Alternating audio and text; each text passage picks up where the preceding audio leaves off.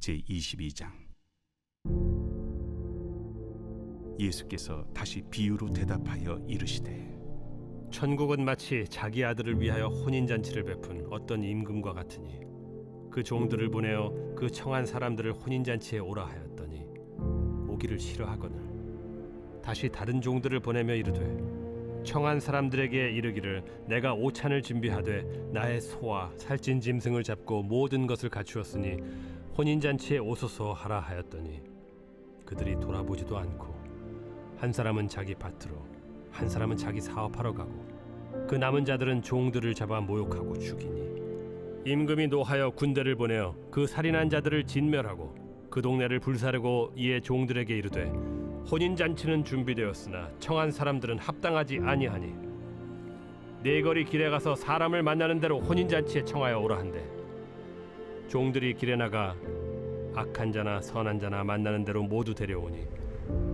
혼인잔치에 손님들이 가득한지라 임금이 손님들을 보러 들어올새 거기서 예복을 입지 않은 한 사람을 보고 이르되 친구여 어찌하여 예복을 입지 않고 여기 들어왔느냐 하니 그가 아무 말도 못하거늘 임금이 사환들에게 말하되 그 손발을 묶어 바깥 어두운 데 내던지라 거기서 슬피 울며 이를 가게 되리라 하니라.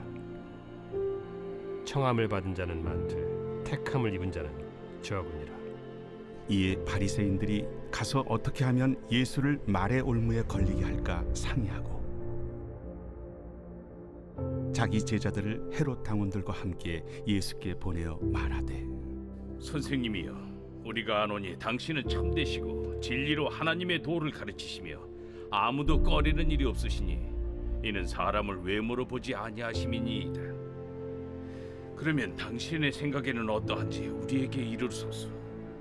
가이사에게 세금을 바치는 것이 옳으니까 옳지 아니하니까. 예수께서 그들의 악함을 아시고 외식하는 자들아 어찌하여 나를 시험하느냐 세금 낼 돈을 내게 보이라 하시니 데나리온 하나를 가져왔거늘 이 형상과 이 글이 누구의 것이냐 가이사의 것이니이다. 그런즉 가이사의 것은 가이사에게 하나님의 것은 하나님께 바치라. 그들이 이 말씀을 듣고 놀랍게 여겨 예수를 떠나가니라. 부활이 없다 하는 사두개인들이 그날 예수께 와서 물어 이르되 선생님이여 모세가 일렀으되 사람이 만일 자식이 없이 죽으면 그 동생이 그 아내에게 장가들어 형을 위하여 상속자를 세울지니라 하였나이다. 우리 중에 친형제가 있었는데 마지가 장가들었다가 죽어 상속자가 없으므로 그 아내를 그 동생에게 물려주고 그 둘째와 셋째로 일곱째까지 그렇게 하다가 최후에 그 여자도 죽었나이다. 그런즉 그들이 다 그를 취하였으니 부활 때 일곱 중에 누구의 아내가 되리이까? 너희가 성경도 하나님의 능력도 알지 못하는 거로 오해하였도다. 부활 때에는 장가도 아니가고 시집도 아니가고 하늘에 있는 천사들과 같으니라. 죽은 자의 부활을 논할진대 하나님이 너희에게 말씀하신 바 나는 아브라함의 하나님이요 이삭의 하나님이요 야곱의 하나님이로라 하신 것을 읽어보지 못하였느냐. 하나님은 죽은 자의 하나님이 아니요 살아있는 자의 하나님이시니라. 무리가 듣고 그의 가르치심에 놀라더라. 예수께서 사두개인들로 대답할 수 없게 하셨다 함을 바리새인들이 듣고 모였는데 그 중에 한 율법사가 예수를 시험하여 묻되 선생님, 율법 중에서 어느 계명이 크니이까?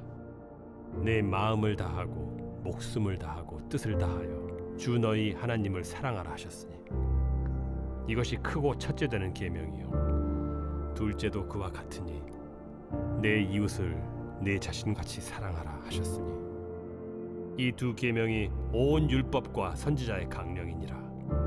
바리새인들이 모였을 때 예수께서 그들에게 물으시되 너희는 그리스도에 대하여 어떻게 생각하느냐? 누구의 자손이냐? 다윗의 자손이니이다. 그러면 다윗이 성령에 감동되어 어찌 그리스도를 주라 칭하여 말하되 주께서 내 주께 이르시되 내가 네 원수를 네 발 아래에 둘 때까지 내 우편에 앉아 있으라 하셨도다 하였느냐. 다윗이 그리스도를 주라 칭하였은즉 어찌 그의 자손이 되겠느냐. 한마디도 능히 대답하는 자가 없고 그날부터 감히 그에게 묻는 자도 없더라. 예수님께서 공생의 사역 마지막 부분에 십자가 지시기 위하여 예루살렘에 올라가셔서 그 예루살렘에서의 한 주간이 이어지고 있습니다. 오늘 본문에서 예수님은 바리새인들과 사두개인들, 그리고 율법 교사부터 헤롯 당원들에 이르기까지 당시 예루살렘에서 활동하던 다양한 유대의 종교, 정치적 지도자들과 논쟁을 이어나가고 계십니다.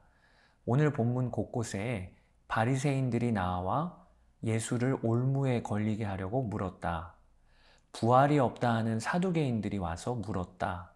한 율법사가 예수를 시험하여 물었다. 등등. 오늘 본문은 예수님과 대척점에 있는 종교 지도자들이 어찌든지 예수님을 깎아내리고 곤란한 지경에 빠뜨리려고 혈안이 되어 있음을 보게 됩니다.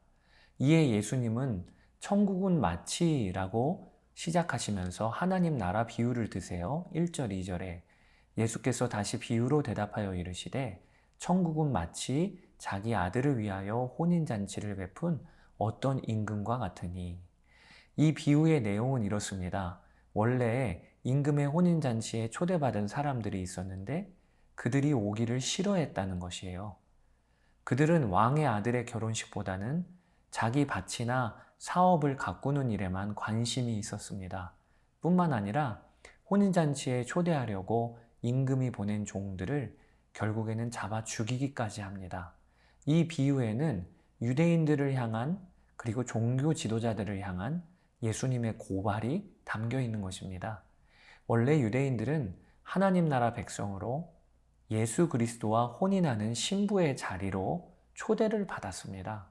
그런데 그들은 그 혼인잔치에 참여하기를 거절했을 뿐 아니라 하나님이 보낸 종들, 선지자들을 잡아 죽이기까지 했다는 것입니다. 이에 임금은 종들을 죽인 자들을 진멸하고 길에 나가서 사람들을 만나는 대로 혼인잔치에 초대하도록 다시 종들을 보냅니다. 여러분, 이 일이 예수님과 제자들의 사역 가운데 일어나고 또 앞으로 일어날 일인 거예요.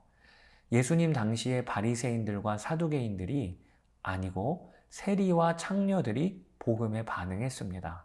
또 유대인들은 완고함으로 혼인잔치를 거절했지만 이방인들은 혼인잔치에 초대를 받고 반응하기를 시작할 것입니다. 이제 유대인이냐 이방인이냐가 구원의 기준이 되는 것이 아니라 왕이 베푼 혼인잔치에 의복을 입고 참여하느냐 아니냐가 구원의 기준이 될 것입니다. 예수님은 이 비유를 통해 앞으로 하나님의 나라, 즉 천국이 어떻게 진행해 나갈 것인지를 종교 지도자들에게 선포하고 계신 것이지요. 복음은 유대인을 넘어 이방인들에게로 향할 것입니다. 사랑하는 여러분, 우리가 오늘 본문을 보면서 특히 예수님의 이 천국 비유를 보면서 모태신앙, 즉 믿는 가정에서 태어나 믿는 부모님 밑에서 자란 것이 우리에게 구원을 보장하는 것이 아님을 알아야 하겠습니다. 또 얼마나 성경 말씀을 많이 알고 익혔느냐, 얼마나 열심히 교회를 섬기는 종교 활동을 했느냐가 나의 구원을 보장해 주는 것도 아님을 알아야 하겠습니다. 오직 왕이신 하나님이 베풀어 주신 혼인잔치에 참여할 의복을 입고 있어야 합니다. 즉 예수 그리스도의 의의 옷을 입고 예수님 안에서 오늘도 살아야 합니다. 그것이 우리가 구원을 받고 누리는 유일한 길인 것이죠. 예수님의 이 비유를 듣고 종교 지도자들은 빈정이 상했을 거예요. 결국 그들도 자기들에 관한 비유를 예수님이 하고 계시다는 것을 알았을 것입니다. 그래서인지 바리새인들과 헤롯 당원들이 합심하여 예수님을 시험하고자 달려듭니다. 여기서 주목할 것이요.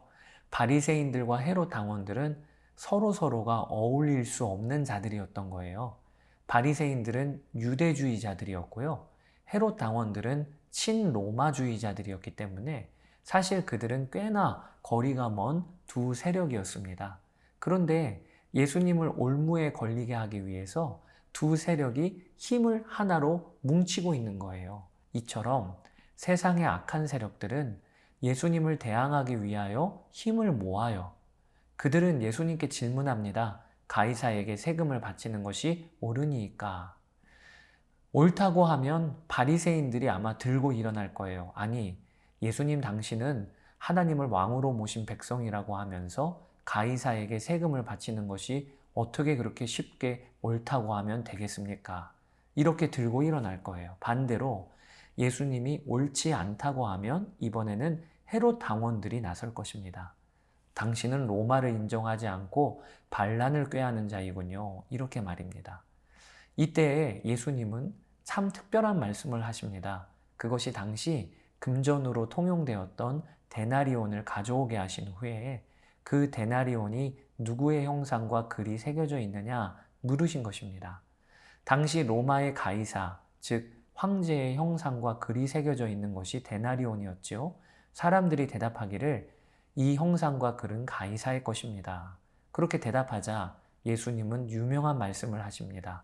가이사의 것은 가이사에게, 하나님의 것은 하나님께 바치라. 이 말씀에 바리새인들도 그리고 헤롯 당원들도 할 말이 없어진 것이지요. 그런데 여러분, 여기 가이사의 것은 가이사에게, 하나님의 것은 하나님에게, 이 말씀은 사실 우리가 붙들어야 할 엄청난 선포가 들어가 있는 것입니다. 데나리온은 가이사의 형상과 글이 새겨져 있지만 예수님을 올무에 걸려들게 하기 위해 찾아온 바리새인들 그리고 헤롯 당원들, 그들은 누구의 형상으로 지음을 받은 겁니까? 바로 하나님의 형상으로 지음받은 자들이지요. 그러므로 하나님의 것은 하나님께 바치라, 이 말씀을 통해서 예수님은 너희 바리새인들아, 너희 헤롯 당원들아, 너희는 하나님의 형상으로 지음을 받았으니 그러면 마땅히 하나님께 너희 삶을 드려야 하지 않느냐라고 질문하고 계신 것입니다. 사랑하는 여러분, 오늘 우리가 기억해야 합니다. 가이사의 것은 가이사에게 바치세요. 세상에서 우리 그리스도인은 세상의 법을 지키고 세금을 잘 내야 합니다. 그런데 중요한 것이 하나님의 것은 하나님께 바쳐야 한다는 것입니다. 우리는 하나님의 형상으로 지음받은 하나님의 소유예요. 이걸 인정하고 내 삶을 마땅히 하나님께 드리는 삶이 되어야 하는 것입니다. 그러한 삶을 사시는 여러분 되시기를 축복합니다. 감사합니다.